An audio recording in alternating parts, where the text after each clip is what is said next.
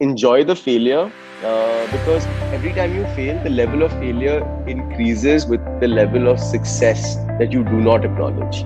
So start acknowledging both.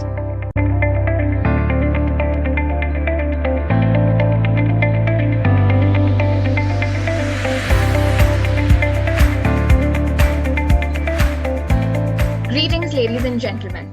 Welcome to the 8th episode of Let's Talk Business. I'm Eva Sharma, the Chief Coordinator of Commerce Association Shaheed Bhagat Singh College, and I have with me Unnati Gaba, the Executive Member of the Commerce Association of Shaheed Bhagat Singh College. After an overwhelming launch of our YouTube series and a bunch of enlightening interviews, we are back again with yet another successful entrepreneur, Mr. Sanil Sachar. Mr. Sanil is a national best-selling author and one of the few Indian writers to be published in all forms of literature with over 120 poems, 25 short stories, scripts, and a novel to his name. He is also a founding partner of Gurgaon-based incubator, Huddle. A serial entrepreneur, he is one of the co-owners of global sports brand Trusox and an active angel investor.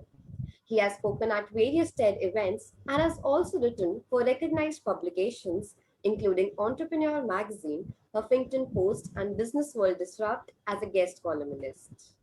Once again, we welcome you, sir. Thank you for having me. And please feel free to call me Sanil. I was told by one of my bosses that when I used to call him sir, and he's like, I have not been knighted by the queen, so you do not call me sir. So please, call me Sanil. I think that works just well. Thank you for having me. Thank you so much, sir, for coming with us. So, sir, could you just roll out the carpet by walking us through your entrepreneurial journey and what actually served as a motivation for you to become an entrepreneur? I think the main reason why I became an entrepreneur was because I was always curious. I've always been quite intrigued by almost anything and everything, and just that overwhelming feeling that when you start realizing that each day when you create a habit, you get more informed about what you previously didn't know. I think that was the first spark of why I wanted to become an entrepreneur. The other reason was to create some sort of a change that lives beyond just a person. It didn't have to be me, it could be anyone else I was doing it for, but some sort of formative change, even if the job was incomplete. I realized that I wanted to make certain um, iterations in how the startup ecosystem is growing in the country, is booming in the country, if I may proudly say. How the world of literature is giving way to newer art forms. Um, how the life of a sports person is not only defined by where they are, but what they eat, what they wear. And then goes back to the first, when I was a child and I was curious. So I think it's all a circle that has led to still being on day one each day, is what I would like to believe. That's very interesting to hear, sir. Continuing with that, what are the three most important habits which you think one should incorporate to be successful in his or her field? Um, so they're actually completely unrelated to the field. So one is, I think the most important habit for anyone is making sure your mind is always stronger than your body, and that's the most important bit. So for that, I can't emphasize how important it is to start your day with nothing but yourself. No phone, nothing on the laptop, no smartwatch, jo bhi hai, let it be. Start your day just with yourself by ideally trying to work out, be it meditating. I make sure that I wake up every morning and I work out and I meditate. Not because I love doing it, it's painful. There are days where I'm doing it and I'm just like, oh, I'd rather be in bed. I'd rather be sleeping. But I think that's the most important bit, because you're starting your day by doing something you didn't want to and achieving it. So you take over what is your first hurdle. That's very important. The second bit is what you're planning on doing and what your field is. Read and learn from who you believe are competitors, because they are not competitors. No one is competition. They have done something right, hence you put them on a benchmark, or you try and surpass what they're doing. First, I think we have to acknowledge that we're not in a competitive field. Fortunately, we're not in a world where we're all gladiators, right? We have to acknowledge someone else's strengths rather than believing you want to beat them. And in order to do that, read about them, read about what they've done right rather than trying to figure out what they are doing wrong. And thirdly, pick up a passion, an interest in something that is not related to you or your field. Make it as far as away so that there's and the reason I share that is that for me, why I love writing and why I like the world of commerce and working with ventures across different sectors is because it sparks a sense of creativity, and creativity is intrigue. And when you're creative, the juices in your mind work so fast. And I think the state of being confused is actually positive rather than negative. And that is the third element that I would suggest. I fully endorse it, sir. And you're never too busy to take care of yourself and for your Yeah. well-being. So, sir, what popular entrepreneurial advice do you disagree with? That's a really good one. Oh God, I have to pick one. Who do I disagree with? I hate the word hustle. I hate it. I don't even use the word hate a lot. My grandmother, my nani would keep telling me, hate is too strong a word to come out of anyone. It's too much of a responsibility. I think she would say that, but I don't like it. I think the word hustle has the worst connotation. It reminds me of all these posters people put on, all these social media channels. So that's one. The other one that I don't agree with is don't have a plan B. I see that also a lot. People are like, go with your plan A. If you have a plan B, you'll fall back. All that garbage. I think that's incorrect. It's very important to have a plan B.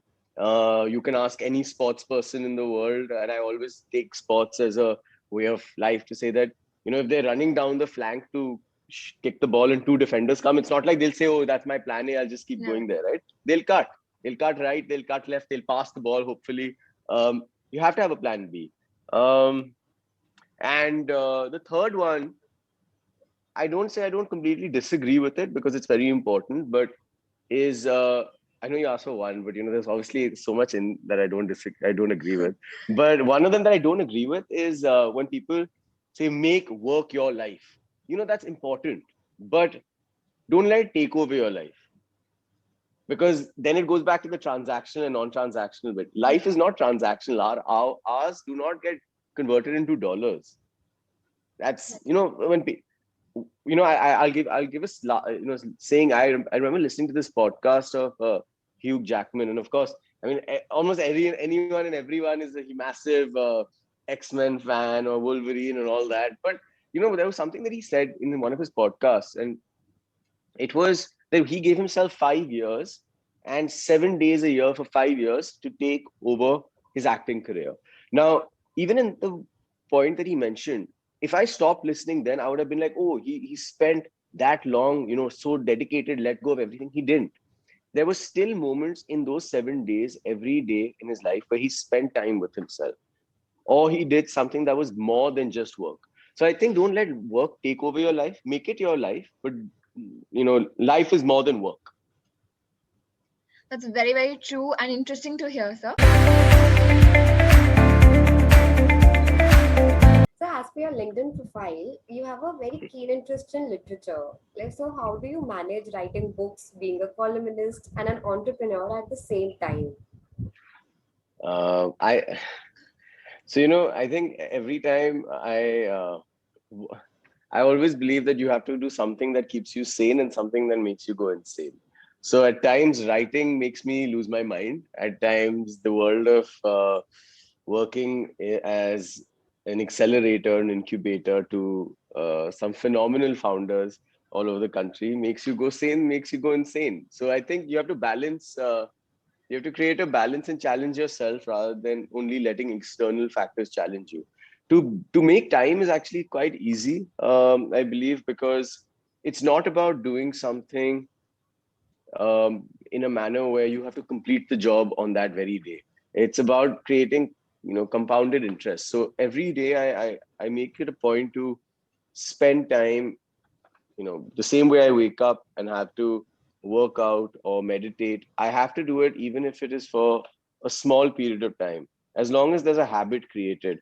And then when you look back after, 5 days, you're 5 days ahead, and then 10 days, and so on. So I think it's easier to make time. It always looked harder when I used to think of the goal. So the goal was never to write a book. The goal was just to write. The goal was never to start ventures. The goal was to see if, I could understand a certain theory that then became practical in nature. Right. um, and I think over the period of just this lockdown, or this lockdown phase that we're in, suddenly you start realizing that 24 hours in the day should be utilized. And they're actually a lot. 24 hours is a lot, and then somehow when you make use of it, it suddenly seems like it's nothing. It's true, sir. It's always the process that matters, and the goal is just there.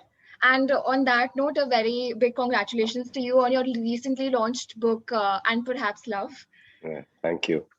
And so, moving on, do you think the lockdown period benefited you in any manner and any new learning, or how was it for you to cope up with this new work culture? It has been, fortunately, it's been a safe period, more importantly, for for me and many of my loved ones. I think that was the foremost uh, goal to achieve.